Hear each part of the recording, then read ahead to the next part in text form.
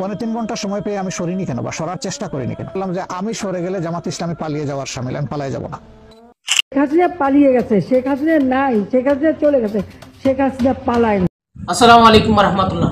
দর্শক, কথায় কথায় শুনি দেশদ্রোহী রাজাকার আল বদর, কিন্তু আসলে যে কারা দেশদ্রোহী আর কারা রাজাকার আজকের ভিডিওস। দর্শক, শেখ হাসিনা বলতেন শেখ হাসিনা পালিয়ে গেছে, শেখ হাসিনা নাই, শেখ হাসিনা চলে গেছে, শেখ হাসিনা পালায়। কিন্তু দিন শেষে দেখা গেল শেখ হাসিনা ক্ষমতা হারার পর 1 ঘন্টাও বাংলার মাটিতে টিকতে পারেনি, সে কিন্তু পালিয়ে গেছে।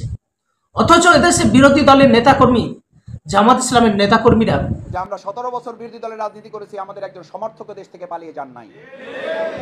17 বছর যাবৎ তারা জেল, জুলুম, ফাঁসি, নির্যাতন সহ্য করেও এদেশের মাটিতেই রয়েছে। দর্শক, আপনাদের হয়তো মনে আছে, আমিরে জামাত ডক্টর শফিকুর রহমানকে যখন গ্রেপ্তার করে, গ্রেপ্তারের পর অনেকদিন তিনি জেলখানায় ছিলেন। জেলখানা থেকে মুক্তি পাওয়ার পর তিনি একটা বক্তব্য দিয়েছিলেন। সেই বক্তব্যটি অনেক সোশ্যাল মিডিয়াতে ভাইরাল হয়েছিল।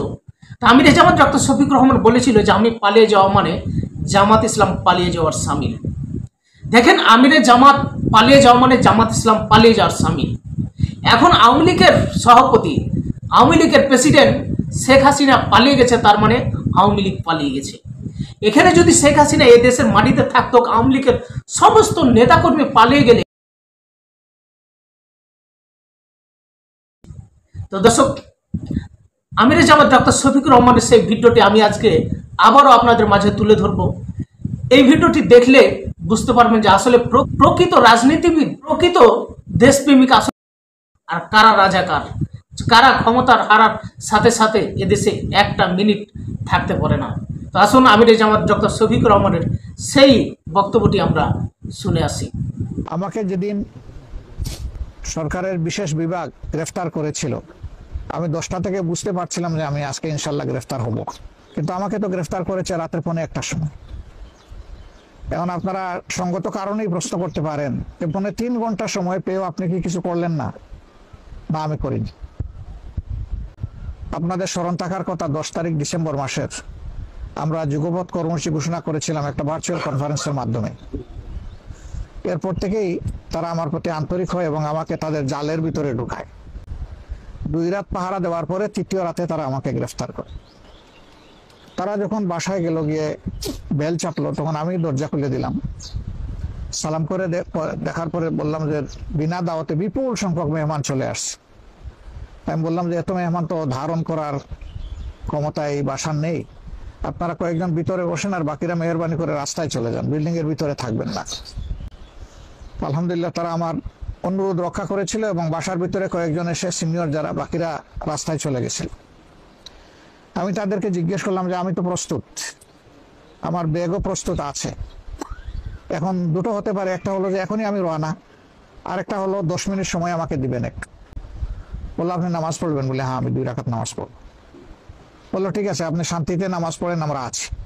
তো নামাজ পড়ে আসার পরে বললো যে আপনি প্রস্তুত হলেন কিভাবে? বললো না, আজকে না, আমরা তো 365 দিনই প্রস্তুত থাকি, অসুবিধা নেই। আল্লাহর শুকরিয়া যে এখান থেকেই তাদের সাথে আমাদের কথাবার্তা শুরু হয় এবং বের হয়ে আসা পর্যন্ত তো তাদের মধ্যেই আমাদেরকে থাকতে হয়েছে। হয় পুলিশ প্রশাসন, না হয় জেল প্রশাসন, না হয় আদালত, কোনো একটা জায়গায় তো থাকতে হয়েছে। তারা একটু বিস্মিত হয়েছিল এই কথা শুনে যে আমরা 365 দিন রেডি থাকি। তো বললো যে কেন আপনারা 365 দিন রেডি থাকেন? আমি বললাম যে আপনারা তো আসেন, আমাদের প্রতি আপনাদের আন্তরিকতার কারণে তো আপনারা খোঁজখবর নেন মাঝে মধ্যে, এই জন্যই রেডি থাকে। তো হাসে। 3.5 ঘন্টা সময় পেয়ে আমি সরিনি কেন বা সরার চেষ্টা করিনি কেন? আমি তো বুঝতে পেরেছি যে আমি আজকে গ্রেফতার হতে যাচ্ছি। আমি সরিনি এই কারণে যে কনফারেন্সের পরেই দায়িত্বশীলরা অনেকে আমাকে পরামর্শ দিয়েছিলেন যে আপনি একটু স্থান বদল করে থাকবেন কিনা। আমি বলছি না, আমি না, তবে আমার পাশে ডাইনিবাবু যারা ছিলেন তাদের সতর্ক হওয়া উচিত এবং তাদের স্থান বদল করে থাকাটাই উচিত। তারা আমাকে বলেছিলেন যে আপনি না, অথচ আমাদেরকে বলতেছেন। আমি বললাম যে আমি সরে গেলে জামাত ইসলামী পালিয়ে যাওয়ার সামিল, আমি পালিয়ে যাব না। কিসমতে যেটা আছে সেটি হবে, যেটা নাই সেটা কেউ গোটাতে পারবে না ইনশাআল্লাহ। কিন্তু আপনারা সরে গেলে সেটা হবে না, সেটা কৌশলগত কারণে এরকম সরতেই পারি আমরা।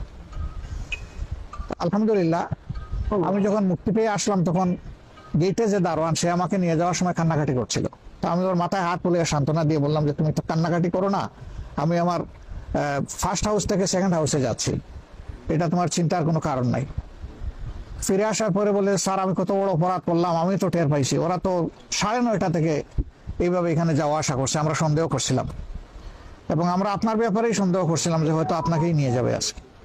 কেন আমি যে আপনাকে একটু সতর্ক করলাম না? আমি বললাম যে তুমি সতর্ক করলেও তো বাবা আমি সরতাম না। পরে আর কোনো ব্যাখ্যা দেই নাই যে কেন সরতাম না। তো আলহামদুলিল্লাহ আল্লাহ রাব্বুল আলামিন আমাদেরকে আজীবন যেন এই প্রশান্তি বা তসল্লির নিয়ামত দিয়ে রাখেন।